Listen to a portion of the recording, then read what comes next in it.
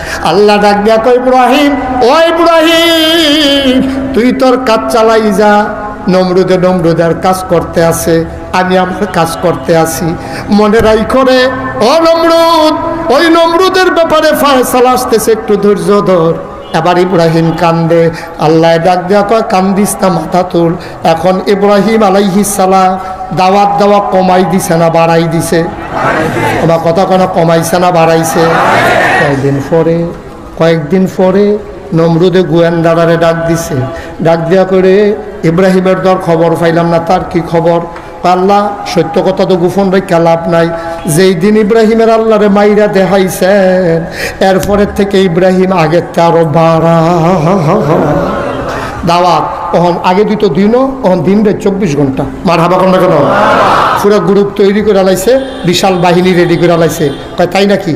কয় বেলা মাইরা দেখাইলা, এরপরেও তো এই কারবার করে। কবি সাহিত্যিকেরা কয় ইসলাম জিন্দা হুতা হয় হার কারবালা কি বাত। প্রতিটি কারবালার পরে ইসলাম মরে যায় না, বরঞ্চ কারবালার পরে ইসলাম আরো জিন্দা হয়। ঠিক কি না?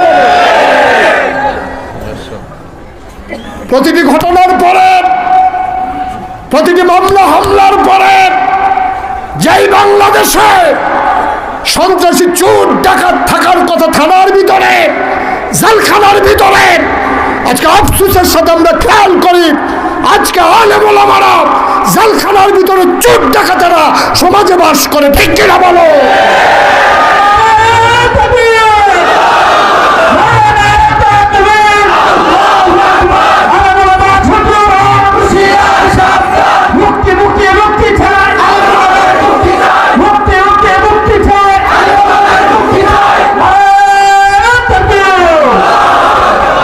আমিন কর, জোরে কর।